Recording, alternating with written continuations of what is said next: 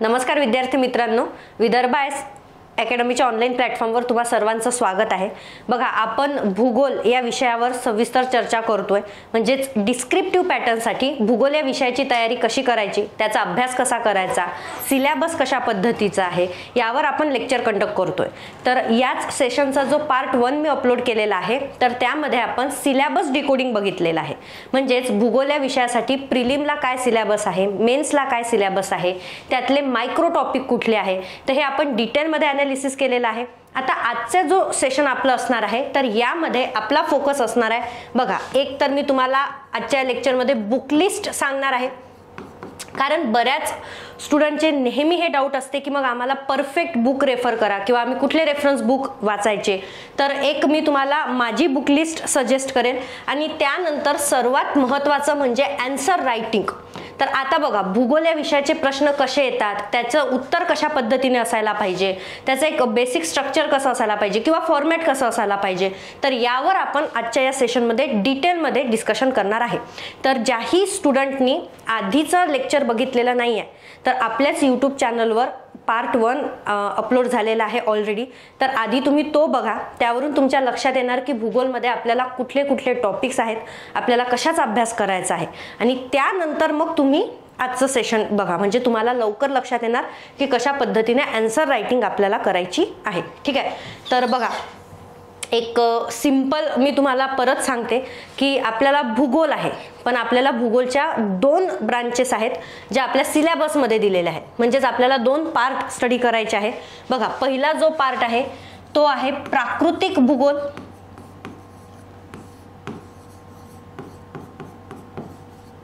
आणि दुसरा जो पार्ट आहे तो आहे मानवी भूगोल। असे 2 पार्ट आपल्याला करायचे, म्हणजे फिजिकल जिओग्राफी आहे आपल्याला आणि ह्यूमन जिओग्राफी आहे। यापैकी प्राकृतिक भूगोलचं जे वेटेज आहे ते आपल्याला जास्त आहे, म्हणजे याचा आपल्याला यावर बेस्ड जे क्वेश्चन असतात तर ते जास्त प्रमाणात विचारले जातात as compare to human geography.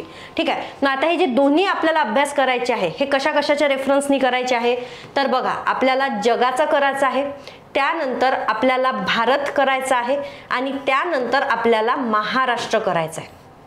येते लक्षात? मग आता यामध्ये बघा, जगाचं जे आहे तर याचा आपल्याला कमी सिलेबस आहे, म्हणजे फार काही लेंदी किंवा डिटेलमध्ये आपल्याला नाही आहे, एक वरवर माहिती आपल्याला बघायची आहे, म्हणजे जगाचा प्राकृतिक भूगोल आपल्याला आहे। त्यानंतर बघा, भारताबद्दल, तर भारताचा प्राकृतिक भूगोल आणि मानवी भूगोल हे दोन्ही आपल्याला आहे, आणि त्यानंतर आपल्याला महाराष्ट्राचं देखील करायचं आहे, म्हणजे महाराष्ट्राच्या संदर्भात असलेला प्राकृतिक भूगोल आणि मानवी भूगोल। तर असा एकंदरीत आपला सिलेबस असणार आहे। आता हा डिटेलमध्ये कसा आहे किंवा कुठले कुठले टॉपिक्स यामध्ये आहे हे आपण आधीच्या लेक्चरमध्येच घेतलेलं आहे। मग आता महत्त्वाचं ठरते ते म्हणजे की आपण कुठले रेफरन्स बुक रेफर करायला पाहिजे। बऱ्याचदा आपल्याला कन्फ्युजन असते की मार्केटमध्ये अनेक रेफरन्स बुक आहे, जे स्टुडंट मराठीमधनं भूगोल हा विषय प्रिपेअर करतात, तर त्यांच्यासाठी देखील बरेचसे असे रेफरन्स बुक मार्केटमध्ये अवेलेबल आहे। मग अशा वेळेस नेमकं कुठलं पुस्तक आपण प्रिफर करायचं, तर याबद्दल कन्फ्युजन असते। तर बघा, मी परत सांगते, आपण नेहमी तेच पुस्तक रीड करायला पाहिजे ज्यामध्ये सफिशियंट कंटेंट आपल्याला दिलेलं आहे, ज्याची लँग्वेज जी आहे ती सोपी आहे, की जेणेकरून आपल्याला पटकन ते समजणार, आणि सर्वात महत्त्वाचं असते की प्रत्येक व्यक्तीनुसारही हे चेंज होऊ शकते।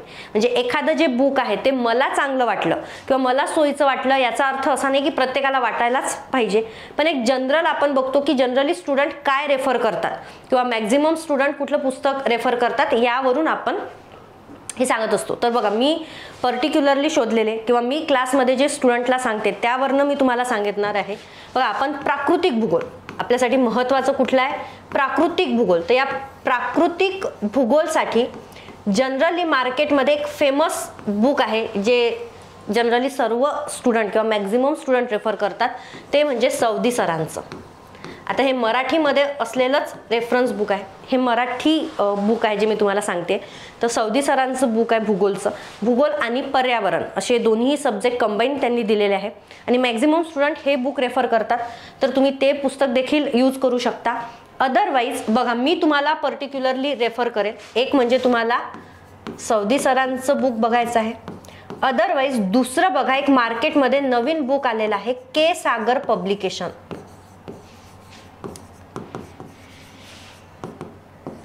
के सागर पब्लिकेशनचं प्राकृतिक भूगोलचं बुक आहे. हे बुक मला आतापर्यंत मी जेवढे बुक रेफर केले तर ते डिस्क्रिप्टिव्ह पॅटर्नच्या अकॉर्डिंग मला हे बऱ्यापैकी एक परफेक्ट वाटलं. तर त्यामुळे मी तुम्हाला हे देखील सजेस्ट करेन.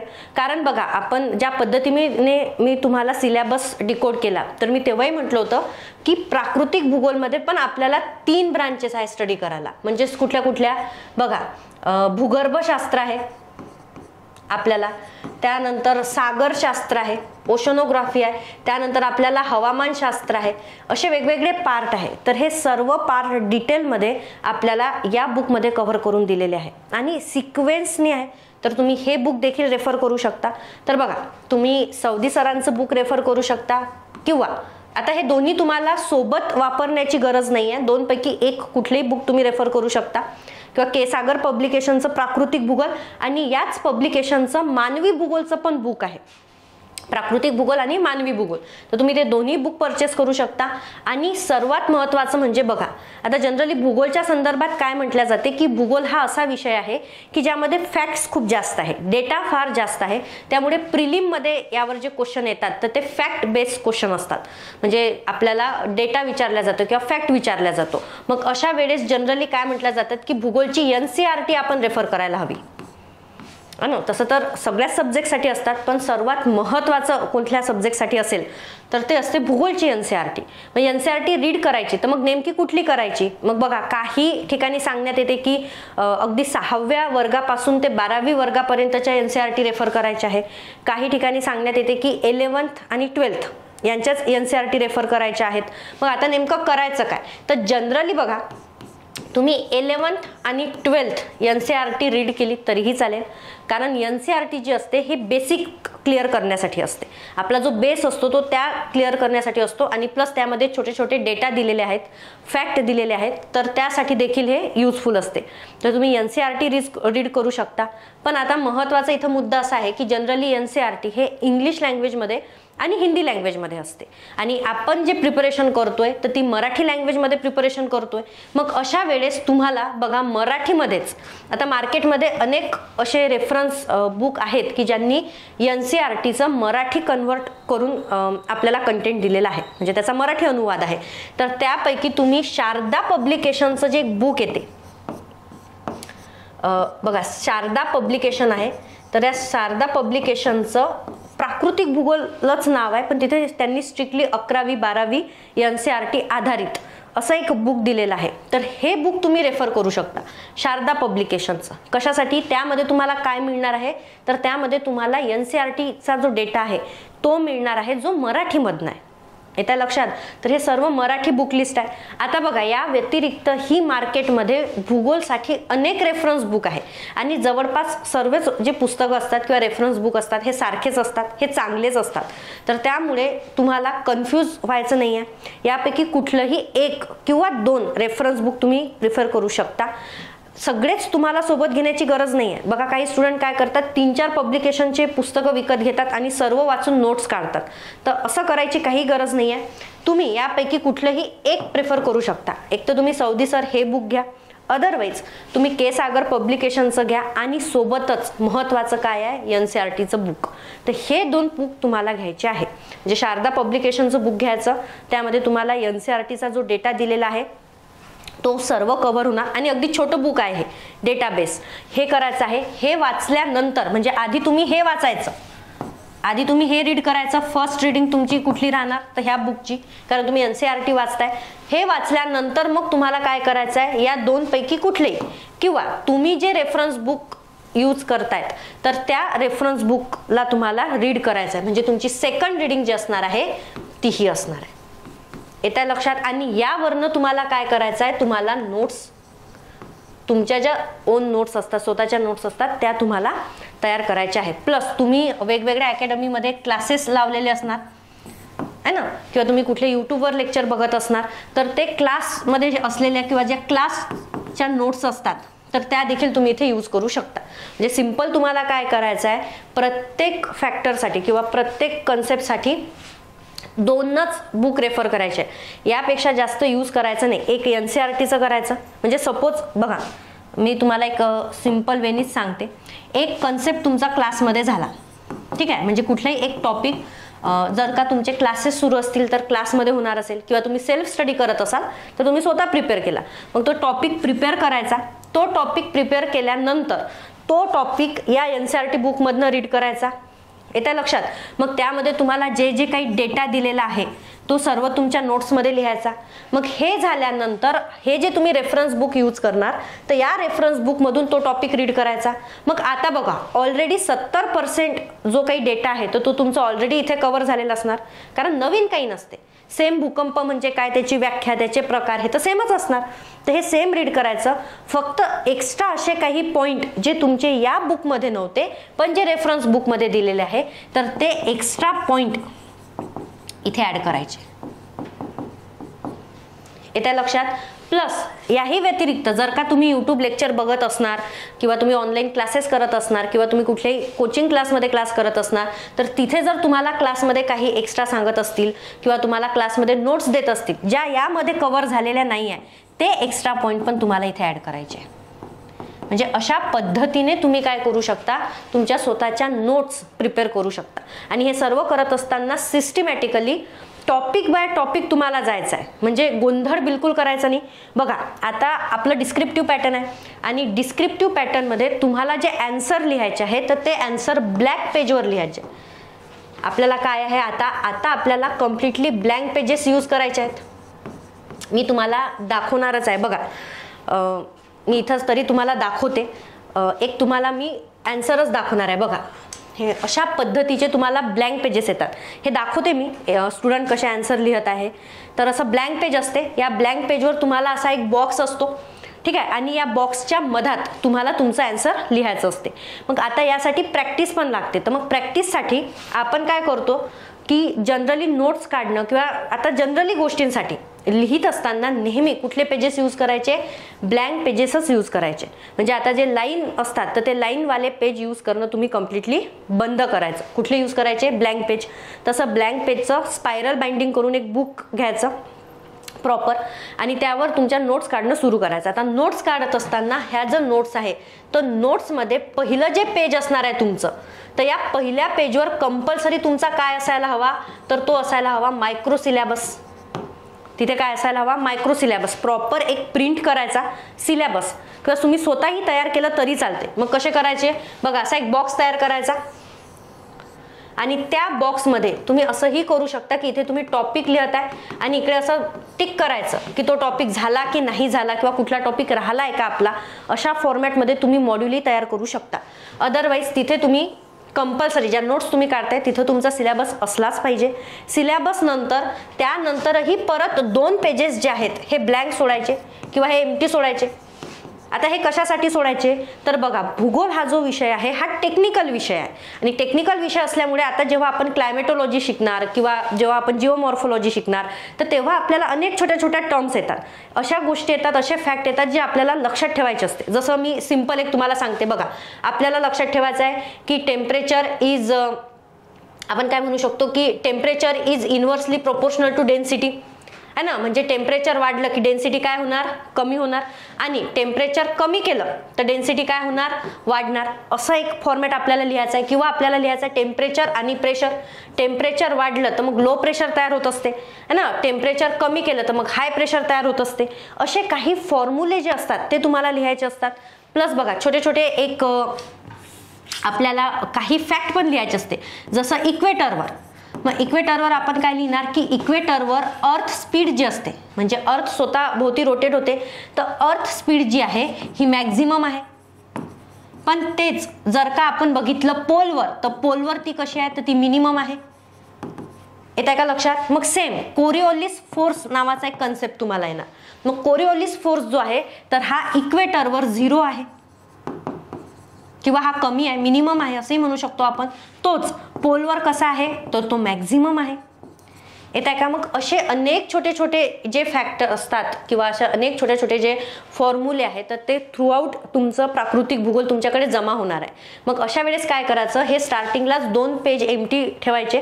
हे पेज कसं असं की जेव्हा जेव्हा तुम्ही टॉपिक प्रिपेअर करणार आणि असे छोटे छोटे फॉर्म्युले येणार तर तेव्हा ते फॉर्म्युले त्या पहिल्याच पेजवर तुम्हाला लिहायचे आहे, म्हणजेच ते ॲड करायचे. म्हणजे तुम्हाला टेम्परेचरचं प्रेशरसोबत काय रिलेशन आहे, टेम्परेचरचं डेन्सिटीसोबत काय रिलेशन आहे, डेन्सिटीचं प्रेशरसोबत काय रिलेशन आहे, टेम्परेचरचं सॅलिनिटी क्षारतासोबत काय रिलेशन आहे, मग सॅलिनिटी आणि डेन्सिटीचं काय रिलेशन आहे. तर असे छोटे छोटे फॉर्म्युले, छोटे छोटे फॅक्ट हे लिहिण्यासाठी असे पेजेस सोडायचे. ठीक आहे. आणि त्यानंतर मग तुमचे 1 बाय 1 टॉपिक सुरू करायचे आणि नोट्स काढायला सुरू करायचं. आणि नोट्स काढत असताना मी परत सांगते, मल्टिपल सोर्सेस यूज करायची गरज नाही. 2 बुक यूज करा मॅक्झिमम, एक NCERTचं आणि एक रेफरन्स बुक. आणि या व्यतिरिक्त तुमचे क्लासमध्ये वगैरे काही होत असेल तर तो एक्स्ट्रा पॉईंट. असं तुम्हाला प्रॉपरली नोट्स तुमच्या स्वतःच्या प्रिपेअर करायच्या आहेत. ठीक आहे. तर बघा, मी तुम्हाला रेफरन्स बुक सांगितले, येत्या लक्षात. तर हे अशा पद्धतीने तुम्हाला रेफरन्स बुक कव्हर करायचं आहे टॉपिक बाय टॉपिक. मग आता हे झालं प्राकृतिक भूगोलसाठी. बघा, प्राकृतिक भूगोलची ही बुक लिस्ट आहे. यामध्ये मानवी भूगोलचं, आता बघा, मानवी भूगोलचं जे वेटेज आहे ते ऑलरेडी कमी आहे. म्हणजे याच्या कंपॅरिझननी मानवी भूगोलवर कमी प्रश्न विचारतात. तर त्यासाठी तुम्ही एक तर NCERT बेस्ड घेऊ शकता मानवी भूगोलसाठी. अदरवाईज मी तुम्हाला सांगितलंच आहे की के सागर पब्लिकेशनचंच मानवी भूगोलचं एक बुक येते, तर तुम्ही ते देखील रेफर करू शकता. म्हणजे प्राकृतिक भूगोलसाठी तुम्ही हे रेफरन्स यूज करायचे. प्लस आता राहिलं मग भारत आणि महाराष्ट्र. तर भारत आणि महाराष्ट्र भूगोलसाठी बघा असंख्य रेफरन्स बुक आहे मार्केटमध्ये, वेगवेगळ्या पब्लिकेशनची बुक आहे. कारण महाराष्ट्र भूगोल हा यादी ऑब्जेक्टिव्ह पॅटर्नलाही होता, प्लस तो जी कंबाईनची एक्झाम असते गट ब गट क तर त्यांनाही आहे. तर यासाठी फार जास्त सोर्सेस अवेलेबल आहेत. तर त्यापैकी तुम्हाला जे सोयीचं वाटते तर ते बुक तुम्ही यूज करू शकता. अदरवाईज बघा, एक स्टेपअप अकॅडमीचं भारताचा प्राकृतिक भूगोल नावाचं बुक आहे, तर तुम्ही ते देखील रेफर करू शकता. तर हे तुम्हाला रेफर करायचे आहे. प्लस या व्यतिरिक्त बघा, कंपल्सरी तुम्हाला काय लागणार आहे, तर तुम्हाला लागणार आहे ॲटलास, एक प्रॉपर नकाशाचं बुक तुम्हाला घ्यायचं आहे. ॲटलास तुम्हाला घ्यायचं आहे. आता बघा, जनरली तुम्ही ऑक्सफोर्डचा घेऊ शकता, कारण हा फार डिटेलमध्ये, आता हा जरी इंग्लिशमध्ये असला पण मला नाही वाटत की मॅप बुक रेफर करताना तुम्हाला फार प्रॉब्लेम होणार की नाही आम्हाला मराठीच पाहिजे. कारण तिथे जनरली देशांची नावं लिहिली असतात किंवा जे फिजिकल गोष्टी आहेत तर त्याची नावं लिहिलेली असतात. तर तेवढं इंग्लिश आपल्याला कळते.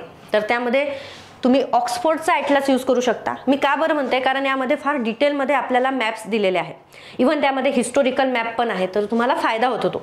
तर तुम्हाला एक ॲटलास घ्यायचा आहे. आणि या व्यतिरिक्त तुम्हाला एक ब्लँक मॅप बुक येत असते, जसं आपल्या अकॅडमीचं म्हणजे विदर्भायस अकॅडमीचं पण एक ब्लँक मॅप बुक आहे. तर तुम्हाला हे यूज करायचं. आता हे म्हणजे काय, तर बघा, भूगोलमध्ये पर्टिक्युलरली प्रिलिमला काही क्वेश्चन जे असतात हे मॅप बेस्ड असतात.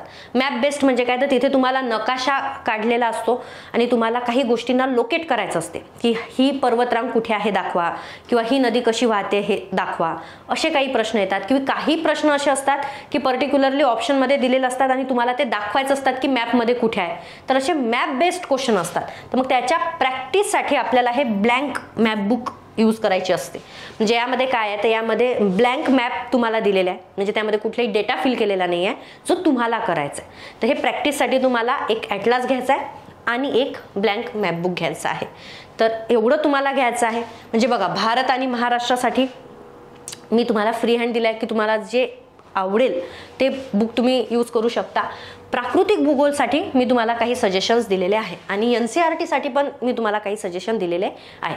पण परत मी सांगते की एक माझ्या साईडनी सजेशन आहे, तुम्हाला जे पटते ते बुक तुम्हाला यूज करायचं आहे. तर हे झालं आपलं रेफरन्स बुकबद्दल. आता बघा, आपण सर्वात महत्त्वाच्या विषयावर बोलू, तो म्हणजे ॲन्सर रायटिंग. कारण आता डिस्क्रिप्टिव्ह पॅटर्न आहे आणि मेन्समध्ये आपल्याला ॲन्सर लिहायचे आहे. तर आता भूगोलचे ॲन्सर कसे लिहायचे हे आपल्यासाठी महत्त्वाचं असणार आहे. मग आता ॲन्सर रायटिंग म्हणजे बघा, मेन्सला आपल्याला भूगोल कशाला आहे, तर आपल्याला GS 1ला भूगोल आहे. ठीक आहे. आता भूगोल हा विषय टेक्निकल आहे. मग भूगोल हा विषय टेक्निकल असल्यामुळे भूगोलचे जे प्रश्न असतात हे प्रश्न स्ट्रेट फॉरवर्ड असतात. आता स्ट्रेट फॉरवर्ड क्वेश्चन म्हणजे काय बघा, मी सिंपल सांगते, जे कन्सेप्ट बेस्ड क्वेश्चन असतात. म्हणजे तुम्ही जर का हिस्ट्रीचे क्वेश्चन बघितले, आता बघा आपल्याला रेफर करण्यासाठी UPSCचे क्वेश्चन आहेत, कारण आधी डिस्क्रिप्टिव्ह पॅटर्न UPSCचा आहे, तर जनरली आपण ते रेफर करतोय. तर तुम्ही जर का UPSCचे क्वेश्चन बघितले असतील तर बघा हिस्ट्रीचे जे क्वेश्चन असतात ते थोडेफार ॲनालिटिकल जातात. जसं त्यामध्ये असणार की समजा राष्ट्रीय काँग्रेसची स्थापना झाली नसती, म्हणजे नॅशनल काँग्रेसची स्थापना झाली नसती, तर मग भारताचा स्वातंत्र्य लढा कशा पद्धतीने असता, किंवा 1857चा उठाव जर का सक्सेसफुल झाला असता तर मग भारताचं चित्र कसं असतं किंवा भारताचं पुढील वाटचाल कशी असती. तर अशा प्रकारचे काही ॲनालिटिकल क्वेश्चन देखील हिस्ट्रीमध्ये येतात. प्लस तुम्हाला माहित आहे की तुम्हाला GS1 मध्ये इंडियन सोसायटी, भारतीय समाज हाही एक विषय आहे. आता यामध्ये पण बघा असेच करंट बेस्ड क्वेश्चन विचारले जातात की वर्क फ्रॉम होम हे जे कल्चर आलं आहे तर यामुळे भारतीय समाजावर काय परिणाम झाला, किंवा सध्या बघा एक ओव्हर पॅरेंटिंग नावाचा कन्सेप्ट आहे. पॅरेंट्स आपल्या मुलांबद्दल फार जास्त सिरियस असतात, तर याचा काय परिणाम होतोय मुलांवर. तर अशा पद्धतीचे प्रश्न असतात, ॲनालिटिकल क्वेश्चन असतात की ज्यामध्ये तुम्हाला विचार करून तुमचं उत्तर लिहायचं आहे. पण भूगोलचे जे प्रश्न आहेत ते अशा पद्धतीचे ॲनालिटिकल क्वेश्चन नाही आहे, कारण हा कन्सेप्ट बेस्ड असा सब्जेक्ट आहे. तर त्यामध्ये याचे क्वेश्चन पण कसे असणार, त्याचे क्वेश्चन पण कन्सेप्ट बेस्डच असणार. म्हणजे डायरेक्ट जो टॉपिक आपण स्टडी करतोय त्यावर सरळ तुम्हाला प्रश्न विचारले जाणार. यामध्ये फार जास्त प्रमाणात कीवर्ड्स यूज केल्या जाणार नाही. तुम्हाला माहित असेल बघा, तुम्ही क्वेश्चनचे फॉर्मॅट बघितले असतील तर त्यामध्ये तुम्हाला कीवर्ड्स दिलेले असतात. कीवर्ड्स कसे असतात बघा, डिस्कस असतात नाही असं, किंवा ॲनालिसिस किंवा इव्हॅल्युएट, अशा पद्धतीचे कीवर्ड असतात. आणि त्यामध्ये काही कीवर्ड हे क्रिटिकली असतात, म्हणजे critically discuss, critically analysis, critically evaluate म्हणजे काय, टीकात्मक. मग आता अशा पद्धतीच्या कीवर्ड्स, जास्तीत जास्त जे ट्रिकी कीवर्ड्स आहे तर ते भूगोलमध्ये यूज केल्या जात नाही, कारण कन्सेप्ट सिंपल आहे. आपण कन्सेप्टचा अभ्यास करतोय तर त्यामध्ये टीका करा किंवा इव्हॅल्युएट करा असे फार डिटेलमध्ये तुम्हाला येत नाही. मग मॅक्झिमम कीवर्ड्स कुठले यूज केल्या जाते तर बघा, एक असणार डिस्कस म्हणजे चर्चा करा. अदरवाईज तुम्हाला एक सिंपल असणार एक्सप्लेन, एखादी गोष्ट स्पष्ट करा. अदरवाईज तुम्हाला दिलं असणार डिफरन्शिएट, डिफरन्शिएट म्हणजे एखाद्या गोष्टीमधला फरक स्पष्ट करा. तसे सिंपल स्ट्रेट फॉरवर्ड कीवर्ड तुम्हाला भूगोलचे दिलेले असतात. मग आता जर का प्रश्न सिंपल विचारलेले आहे तर मग याचं आन्सर कसं लिहायचं, तर आता बघा आन्सर लिहित असताना जर का प्रश्न डायरेक्ट कन्सेप्ट बेस्ड आहे आणि स्ट्रेट फॉरवर्ड आहे तर अशा वेळेस तुमचं आन्सर देखील त्याच पद्धतीने असायला पाहिजे.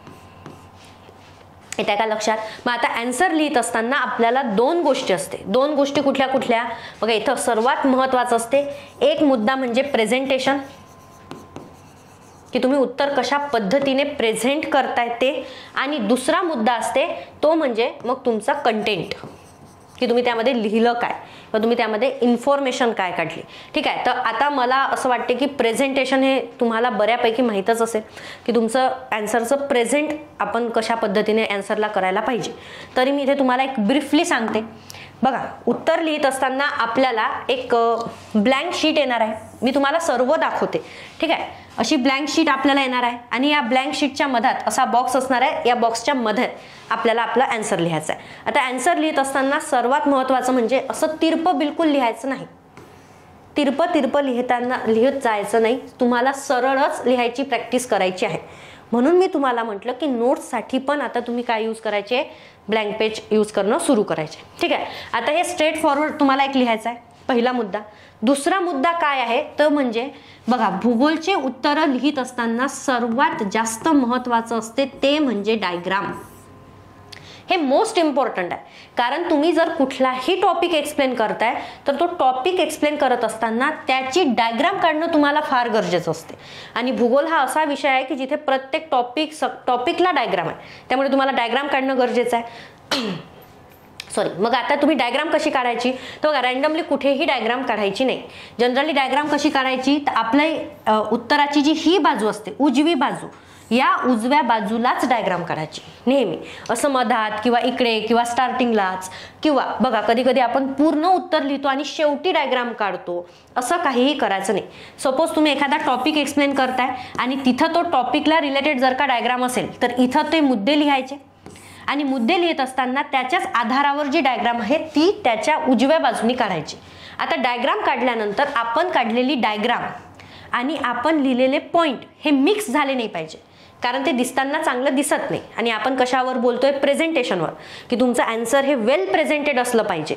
तर मग आता हे मिक्स नाही झालं पाहिजे, जसं गिचड नाही दिसलं पाहिजे. तर मग अशा वेळेस काय करायचं, याला असा प्रॉपर बॉक्स करायचा. येते का लक्षात? म्हणजे तुम्ही पृथ्वीची डायग्राम काढून असं जर का दाखवताय की विषुववृत्त आहे, कर्कवृत्त आहे, मकर वृत्त आहे, तर मग हे काढल्यानंतर इथंच याला लागून लिहायचं नाही, याला प्रॉपर अशी डायग्राम बॉक्स करायचा. बॉक्स केल्यानंतर या बॉक्सला फिगर नेम द्यायचं की तुम्ही कशाची डायग्राम काढली आहे, फिगर नेम द्यायचं. आणि या बॉक्समध्येच व्यवस्थित या डायग्राममध्ये ज्या ज्या गोष्टी तुम्ही दाखवलेल्या आहेत त्याची नावं लिहायची. ठीक आहे. मग आता हे पॉईंट लिहित असताना बघा जनरली काय करायचं, आता आपण टॉपिकच एक्सप्लेन करणार आहे का कुठलाही कन्सेप्ट आपण एक्सप्लेन करणार. मग कन्सेप्ट एक्सप्लेन करत असताना नेहमी उत्तर हे पॉइंट मध्येच लिहायचं. येतं का लक्षात? नेहमी उत्तर कशामध्ये लिहायचं, पॉइंट मध्ये. असे मोठेच्या मोठे पॅसेज लिहायचे नाही, थेरोटिकल आन्सर लिहायचं नाही. याचं कारण असते बघा, जर का तुम्ही 250 शब्दाचा असा पूर्ण पॅसेज लिहिला तर जो चेक करणारा व्यक्ती असते त्याला एवढा इंटरेस्टिंग नसते की तो तुमचा एवढा मोठा पॅसेज वाचणार आहे. आणि दुसरं महत्त्वाचं म्हणजे त्याच्याकडे एवढा वेळ देखील नसते. तर त्यामुळे तुमचं उत्तर हे नेहमी कशात पाहिजे, पॉइंटमध्ये. मुद्देसूद उत्तर तुम्हाला लिहायचं आहे. म्हणजे असे आता बघा पॉइंट लिहित असताना मग तुम्ही काय यूज करू शकता, तर एक तर तुम्ही नंबरिंग यूज करू शकता 1 2 3 4 अशा पद्धतीने. अदरवाईज तुम्ही ॲरो पण दाखवू शकता, असं सिंपल. तर माझं नेहमी सजेशन असते की सरळ सरळ असे ॲरो दाखवायचे, असा स्टार किंवा असं नंबर किंवा असं रोमनमध्ये असं लिहिण्यापेक्षा सरळ असे ॲरो दाखवायचे आणि ॲरोच्या समोर आपले पॉईंट लिहायचे. पॉईंट लिहित असताना जेही महत्त्वाचं गोष्ट तुम्ही काहीतरी लिहिली असणार तर त्याला कंपल्सरी अंडरलाईन करायची. जे जे महत्त्वाचं तुम्ही लिहिलेलं एक वाक्य आहे त्यामध्ये हे महत्त्वाचा शब्द आहे. सपोज तुम्ही जर म्हणताय की 0 डिग्री अक्षरवृत्त जे आहे त्याला आपण विषुववृत्त म्हणतो, तर मग विषुववृत्त हा महत्त्वाचा शब्द आहे तर त्याला अंडरलाईन करायचे. ठीक आहे. तर असं सिस्टमॅटिकली तुम्हाला उत्तर लिहायचं आहे. आता बघा इंट्रोडक्शन कसं असते, कन्क्लुजन कसं असते, बॉडी काय असते, तर याचं आपण एक वेगळं लेक्चर घेतो, ते आपण मिक्स नाही करत. अदरवाईज आपलं आजचं जे डिस्कशन आहे ते शिफ्ट होऊन जाणार आहे आन्सर रायटिंग. तर तुम्ही आन्सर रायटिंगचं नाही बघू, मी तुम्हाला एक जनरल फक्त सांगते की भूगोलचं कसं करायचं. कारण भूगोलमध्ये कंपल्सरी डायग्राम असणार आहे, मग त्यामध्ये त्याच्या साईडनी लिहायचं, इथे व्यवस्थित असे पॉईंट काढायचे. भूगोलचं उत्तर लिहित असताना इंट्रोडक्शन जे असते, तर आपण इंट्रोडक्शन लिहिणार ना, तर जनरली इंट्रोडक्शनमध्ये आपण काय लिहितो, इंट्रोडक्शन हे नेहमी तुमच्या क्वेश्चनला अनुसरून असते. जे तुम्हाला विचारलेला प्रश्न काय आहे त्याला अनुसरून तुम्हाला इंट्रोडक्शन लिहायचं असते है ना. तुम्ही इंट्रोड्यूस करताय ना की पुढं त्याला काय मिळणार आहे आन्सरमध्ये, तर हे तुम्ही इंट्रोड्यूस करताय, त्याला ओळख करून देताय. मग इंट्रोडक्शन लिहित असताना बघा इंट्रोडक्शन कधी इथनं स्टार्ट नाही करायचं, असं मधातनं स्टार्ट करायचं आणि त्यानंतर मग कंटिन्यूमध्ये लिहायचं. आता जनरली जॉग्राफीमध्ये कन्सेप्ट बेस्ड क्वेश्चन असतात, तर त्यामुळे इंट्रोडक्शन काय लिहायचं हा फारसा प्रॉब्लेमच नाही आहे. सरळ सरळ किंवा मॅक्झिमम केसेसमध्ये तुम्ही डेफिनेशन सोबत स्टार्ट करू शकता. आता तुम्हाला भूकंपावर क्वेश्चन आला तर तुम्ही लिहू शकता की भूकंप म्हणजे काय, किंवा तुम्हाला पृथ्वीचे अंतरंग आलं तर मग तुम्ही त्याबद्दल 1-2 वाक्य लिहू शकता, किंवा तुम्ही ज्वालामुखी लिहू शकता. कारण कन्सेप्ट असल्यामुळे आपल्याला फार जास्त स्कोप आहे की डायरेक्टली आपण इंट्रोडक्शनमध्ये काय लिहिणार, डेफिनेशन लिहिणार आणि मग प्रश्नामध्ये जे विचारलं आहे ते सविस्तर बॉडीमध्ये लिहिणार. आता सर्वात महत्त्वाचा मुद्दा आहे तो म्हणजे कन्क्लुजन. मग आता जॉग्राफीमध्ये कन्क्लुजन काय लिहायचं, तर आता कन्क्लुजन लिहत असताना परत बघा इथून तुम्ही स्टार्ट केलं, मधून डेफिनेशन म्हणजेच तुमचं इंट्रोडक्शन, त्यानंतर याच्याच खाली म्हणजे इथून स्टार्ट झाली तुमचं बॉडी, हे तुम्ही पॉईंटमध्ये लिहिलं, त्यानंतर मधातूनच तुम्हाला काय लिहायचं आहे असं कन्क्लुजन आणि नंतर हे पूर्ण वाक्य. म्हणजे अशा केल्याने काय असते, तुमचे जे 3 पॅरा आहे उत्तराचे ते दिसून येते. कन्क्लुजन लिहत असताना परत आता जॉग्राफीचे कन्क्लुजन लिहत असताना जर का कन्सेप्ट आपण डिफाईन केलाय तर तिथे फार वे फॉरवर्ड लिहायची किंवा फारच ॲनालिटिकल किंवा एक ऑप्टिमिस्टिक कन्क्लुजन लिहायची अशी काहीही गरज नाही. सिंपल 1 किंवा 2 वाक्यामध्येच तुम्हाला कन्क्लुजन लिहायचं आहे, 1 or 2 सेंटेन्समध्ये. सिंपल आणि स्ट्रेट फॉरवर्ड सरळ जे तुम्ही एक्सप्लेन केलाय तेच तुम्हाला लिहायचं आहे की अशा पद्धतीने भूकंपामुळे असे परिणाम घडून येत आहे किंवा ज्वालामुखीचे असे प्रकार आहेत. ज्या पद्धतीने तुम्हाला प्रश्न विचारला गेलाय त्या पद्धतीने साधं सरळ 1 किंवा 2 वाक्यामध्ये तुमचं कन्क्लुजन असायला पाहिजे. येत्या लक्षात. तर असा बेसिक फॉर्मॅट तुमच्या उत्तराचा असायला पाहिजे, अशा पद्धतीचं प्रेझेंटेशन तुमचं असायला पाहिजे. त्यामुळे बघा, आता जर का तुम्ही बाकी विषयांसोबत कंपॅरिझन केली तर भूगोलचं उत्तर लिहिणं खूप डोकेदुखी नाही आहे. इथे इंट्रोडक्शन सेम आहे, कन्क्लुजन ही सेम आहे आणि बॉडीमध्ये आपल्याला फिक्स जो आपल्याला टॉपिक विचारला आहे तो आपल्याला लिहायचा असतो. तर आता बघा, महत्त्वाचं काय आहे की तुम्हाला प्रश्न कसे येणार हे पण महत्त्वाचं आहे. तर आता मी तुम्हाला वारंवार सांगते की कन्सेप्ट बेस्ड किंवा टॉपिक बेस्डच क्वेश्चन असणार, स्ट्रेट फॉरवर्डच क्वेश्चन असणार. तर आता हे क्वेश्चनही कसे असतात, तर यासाठी बघा मी काय केलंय, आता जनरली आपण सर्व काय करतो की UPSCला रेफर करतो, कारण UPSC डिस्क्रिप्टिव्ह पॅटर्न आहे. तर UPSCचे जे PYQ आहेत आपण ते रेफर करतो. पण आता UPSCचे PYQचे किंवा UPSCचे जे क्वेश्चन असतात ते थोडे हाय लेवल असतात आणि आपण MPSC साठी प्रिपरेशन करतोय, तर MPSCची लेवल एवढी हाय नसणार. ठीक आहे. तर त्यामुळे आता याला तर आपण रेफर करू शकतो नो डाऊट, किंवा प्रत्येक स्टुडंटनी हे रेफर केलेलं आहे. पण मी तुम्हाला आज काय दाखवणार आहे बघा, 2011 पर्यंत किंवा 2010 पर्यंत या आधी MPSCचं डिस्क्रिप्टिव्ह पॅटर्न होतं. म्हणजे हे फर्स्ट टाइम नाही आहे की डिस्क्रिप्टिव्ह पॅटर्न झालेला आहे. 2010 पर्यंत राज्यसेवा मुख्य परीक्षा ही वर्णनात्मक पद्धतीनेच होत होती. मग त्यानंतर रूल चेंज झाला आणि ऑब्जेक्टिव्ह पॅटर्न सुरू झालं. आता परत रूल चेंज झाला आणि परत काय सुरू झालं, वर्णनात्मक पद्धत. परंतु बघा, पण यामध्ये केस आहे की आधी जे डिस्क्रिप्टिव्ह पॅटर्न होतं ते आताच्या डिस्क्रिप्टिव्ह पॅटर्न सारखं नाही आहे. कारण आधी मला वाटते तुम्हाला 2 ऑप्शनल होते, तुम्हाला 2 ऑप्शनल सिलेक्ट करायचे होते. आता मात्र आपल्याला एकच ऑप्शनल आहे. आता आपण काय केलेलं आहे, म्हणजे रिसेंट 2025चं जे डिस्क्रिप्टिव्ह पॅटर्न आहे हे बऱ्यापैकी UPSCचं आहे. बऱ्यापैकी नाही, जवळपास पूर्णच कॉपी पेस्ट केलेलं आहे. तर त्यामुळे सेम आता असंच असं आहे. आधी जे डिस्क्रिप्टिव्ह पॅटर्न होतं हे वेगळं होतं, म्हणजे ते UPSC सारखं नव्हतं. पण तरी देखील आपण क्वेश्चनला रेफर करू शकतो, कारण क्वेश्चन कोणी सेट केले होते, शेवटी आयोगानेच सेट केले आहे. तर मग आयोग कशा पद्धतीचे क्वेश्चन सेट करू शकतो हे मी तुम्हाला आज दाखवणार आहे. बघा, आता हा 2010चा पेपर आहे. बघा, हा दिसतोय का तुम्हाला, 2010चा पेपर आहे हा, जो वर्णनात्मक पद्धतीने होता. बघा, जनरल स्टडी 1 मध्ये. तर या जनरल स्टडी 1 मध्ये भूगोलचे प्रश्न कसे विचारले आहेत ते बघू आपण. तर सेक्शन A मध्ये त्यांनी मला वाटते हिस्ट्रीचे क्वेश्चन विचारलेले आहे. सेक्शन B मध्ये असणार. आता मात्र आपल्याला असे सेक्शन वाईज सब्जेक्ट नाही येणार आहे. आता डायरेक्ट 20 क्वेश्चन येणार आहे GS मध्ये आणि ते मिक्स असणार आहे. ठीक आहे. त्यामुळे असं सेक्शन A सेक्शन B असं राहणार नाही. पण आपण फक्त काय करणार आहे, क्वेश्चन जे आहेत तेच आपण रेफर करू. बघा, हा पहिला क्वेश्चन बघा, यांनी काय म्हटलंय, भारताची प्रमुख प्राकृतिक विभागात विभागणी करा व उत्तरीय पर्वतरांगांचे महत्त्व सांगा. बघा, आहे सरळ क्वेश्चन. इथे तुम्हाला काय विचारलंय, 2 गोष्टी विचारलेल्या आहे. पहिलं म्हणजे काय की भारताचे जे आपण वेगवेगळे प्राकृतिक विभाग करतो ते तुम्हाला एक्सप्लेन करायचे आहे. आणि त्यानंतर दुसरा पार्ट तुम्हाला काय सांगायचा आहे मग, की उत्तरीय पर्वतरांगा ज्या आहेत तर त्यांचं महत्त्व काय आहे ते तुम्हाला एक्सप्लेन करायचं आहे. याला म्हणत असतो आपण, हे बघा, हा डायरेक्टली तुम्हाला टॉपिकवर विचारलेला क्वेश्चन आहे. तर हा स्ट्रेट फॉरवर्ड क्वेश्चन याला म्हणतो.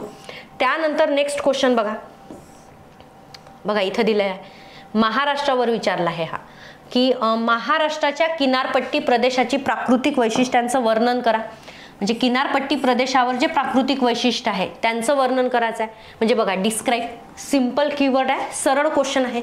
त्यानंतर हा क्वेश्चन बघा, भारतातील विविध जंगलांचे प्रकार सांगून उष्णकटिबंधीय आर्द्र सदाहरित जंगले यांच्या वैशिष्ट्यांचे वर्णन करा. जे इथं तुम्हाला फार विचार करावा लागतोय किंवा तुम्हाला ॲनालिसिस करावं लागतंय किंवा इव्हॅल्युएट करायचं आहे एखादी गोष्ट, असं नाही आहे. डायरेक्ट हे टॉपिक आहे जे तुम्ही क्लासमध्ये स्टडी केले असतील, तुम्ही रीड केले असतील, ह्याच टॉपिकवर तुम्हाला क्वेश्चन आहेत. बघा, महाराष्ट्रातील मृदेच्या धुपेच्या विविध समस्यांवर चर्चा करून त्यावर उपाय सुचवा आहे. म्हणजे मृदांवर क्वेश्चन आहे. त्यानंतर हा क्वेश्चन बघा, मानवी भूगोलवर आहे. काही क्वेश्चन तुम्हाला मानवी भूगोलवरही दिलेले आहे. त्यामध्ये त्यांनी दिलंय की लोकसंख्येचे स्थलांतर म्हणजे काय, मग स्थलांतरांचे विविध प्रकार स्पष्ट करा आणि स्थलांतरांमुळे मूळ स्थानी होणाऱ्या परिणामांची चर्चा करा. म्हणजे एकाच प्रश्नात 3 गोष्टी दिलेल्या आहेत. तर लोकसंख्येचे स्थलांतर म्हणजे काय, तर मला सांगा, जेव्हा तुम्ही इंट्रोडक्शन लिहिणार तर तुम्ही काय लिहिणार, लोकसंख्येचे स्थलांतर म्हणजे काय. त्यानंतर मग त्याचे प्रकार लिहिणार आणि त्यामुळे होणारे त्याचे परिणाम. म्हणजे अशा पद्धतीचे तुम्हाला इझी क्वेश्चन जे असतात ते भूगोलमध्ये विचारले जातात. म्हणून हा आउट ऑफ स्कोर देणारा सब्जेक्ट आहे असं देखील आपण म्हणतो. तर हे अशा पद्धतीने तुम्हाला प्रश्न असतात. तुम्हाला जर का हे रेफर करायचं असेल तर मी आपल्या अकॅडमीचं जे टेलिग्राम चॅनल आहे तर त्यावर मी तुम्हाला हे सर्व PDF अवेलेबल करून देईल. तुम्ही एकदा हे क्वेश्चन वाचा. आपल्याला फॉर्मॅट असा नाही आहे, मी परत सांगते, अशा पद्धतीने सेक्शन A सेक्शन B असे आपल्याला क्वेश्चन येणार नाही आहे, पण आपण क्वेश्चन कशा पद्धतीचे सेट होऊ शकते हे आपण एक रेफर करू शकतो. तर असं तुम्हाला प्रश्न येणार आहे. मग आता बघा एक्झॅक्ट उत्तर लिहायचे कसे आहे तर हेही मी तुम्हाला दाखवते. बघा आपल्याच अकॅडमीमध्ये आपण एक इनिशिएटिव्ह सुरू केलेला आहे. तुम्हाला माहीत असणार की उत्तर लिखाण कौशल्य म्हणून. यामध्ये आपण काय करतो की एक टॉपिक देतो प्रिपेअर करायला आणि टॉपिक प्रिपेअर केल्यानंतर दर संडेला दर रविवारी त्यावर टेस्ट होते आणि स्टुडंट त्यांचे आन्सर लिहून सबमिट करतात. हे ऑनलाईन पण आहे. तर त्यामध्येच काही स्टुडंटनी, आणि हा जो पेपर आहे हा आमच्या ऑफलाईन बॅच जी आहे अमरावती ब्रांचची, तर ऑफलाईन बॅचच्या एका स्टुडंटनी लिहिलेला आहे. तर तो मी तुम्हाला दाखवते की बघा कशा पद्धतीने तुम्हाला उत्तराला प्रेझेंट करायचं आहे. अशी ब्लँक शीट येणार, त्यामध्ये बॉक्स असणार, त्यामध्ये तुम्हाला प्रश्न लिहायचा आहे. आता हा जो प्रश्न आहे, प्रश्न हा आहे बघा, खडकांचे प्रकार व वैशिष्ट्य स्पष्ट करा. एकदम सिंपल आहे. यामध्ये तुम्हाला लिहायचं काय आहे, खडक म्हणजे काय, त्यानंतर खडकांचा वेगवेगळे प्रकार काय असणार आहे आणि त्या प्रकारांची वैशिष्ट्ये काय आहे हे तुम्हाला लिहायचं आहे. तर बघा यामध्ये व्यवस्थित एका सिंगल वाक्यामध्ये इंट्रोडक्शन लिहिलं आहे आणि इंट्रोडक्शनमध्ये काय लिहिलं आहे, खडकांची डेफिनेशन, भूपृष्ठावर भूपृष्ठाखाली तयार होणाऱ्या खनिजांच्या मिश्रणाला खडक म्हणतात. लिहिलं सिंपल. त्यानंतर बघा इथनं बॉडी स्टार्ट केली.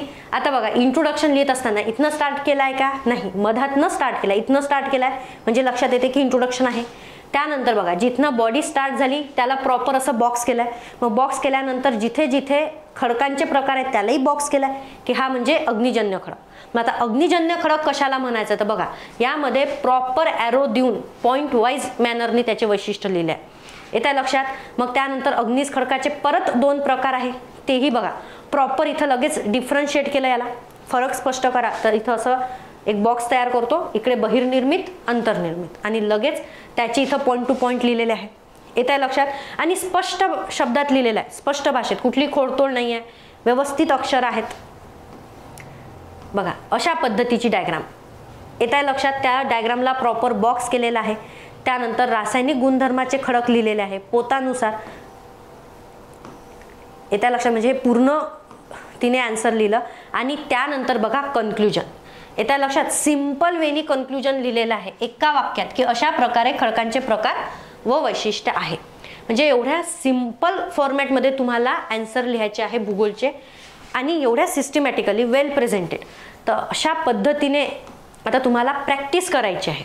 येत्या का लक्षात. ज्यांनी अभ्यासाला अजूनही सुरुवात केली नाही, आन्सर रायटिंगला सुरुवात केली नाही, तर त्यांना आता अशी सुरुवात करायची आहे, असा अभ्यास करायचा आहे. अशाच पद्धतीने तुम्हाला उत्तर देखील लिहायचे आहेत. येत आहे बघा, दिसते का तुम्हाला. मला एक डायग्राम तुम्हाला दाखवायची होती. बघा जिथे जिथे डायग्राम गरजेची आहे. आता ही डायग्राम मोठी आहे तर त्यामुळे तिने पूर्ण डायग्राम ड्रॉ केलेली आहे. अदरवाईज तुम्ही एका साईडनी बॉक्स करून डायग्राम काढू शकता. ठीक आहे. असं त्याला व्यवस्थित नावं द्यायचं. तर अशा पद्धतीने तुम्हाला आन्सर रायटिंग पण करायची आहे. तर आता लगेच आपण मी तुम्हाला कुठलं एक आन्सर लिहायला दिलं नाहीये किंवा आपण आन्सर डिस्कस केलं नाहीये का, कारण आपण टॉपिकच कुठला डिस्कस केलेला नाहीये. आपण अगदी स्टार्ट पासनं 1 बाय 1 गोष्टी बघतोय. तर बघा पहिल्या लेक्चरमध्ये आपण सिलेबस डिकोडिंग बघितलं. तुम्हाला सिलेबस काय असणार आहे. आता हे जे नेक्स्ट लेक्चर किंवा हे जे लेक्चर आहे तर या लेक्चरमध्ये मी तुम्हाला रेफरन्स बुक कसे यूज करायचे व कोणते यूज करायचे, त्यानंतर नोट्स कशा काढायच्या, त्यानंतर आन्सर रायटिंगचं एक प्रेझेंटेशन कसं असणार आहे, फॉर्मॅट कसा असणार आहे, तर तुम्ही क्वेश्चन कसे कुठून रेफर करू शकता, तर मी ते तुम्हाला सांगितलं. आता यानंतर आपले जे लेक्चर येणार आहे तर त्यामध्ये आपण काय करू की जॉग्राफीचे जे एक एक टॉपिक आहे तर तो टॉपिक मी तुम्हाला एक्सप्लेन करणार आधी आणि तो टॉपिक एक्सप्लेन केल्यानंतर मग त्यावर बेस्ड एखादा जर क्वेश्चन असणार तर मग तो क्वेश्चन कसा टॅकल करायचा, कसं लिहायचं यावर आपण सेशन घेणार आहे. आणि त्यानंतर त्याच टॉपिकवर मग एक आन्सर मी तुम्हालाही लिहायला देणार. म्हणजे मी एक क्वेश्चन देणार आणि त्यावर तुम्हाला पण माझ्यासोबत आन्सर लिहून बघायचं आहे. तर अशा वेळी आपण हे सेशन आपलं पुढे कंटिन्यू करू. तर आजचं तुम्हाला सेशन कसं वाटलं हे आम्हाला कमेंटमध्ये नक्की कळवा. धन्यवाद.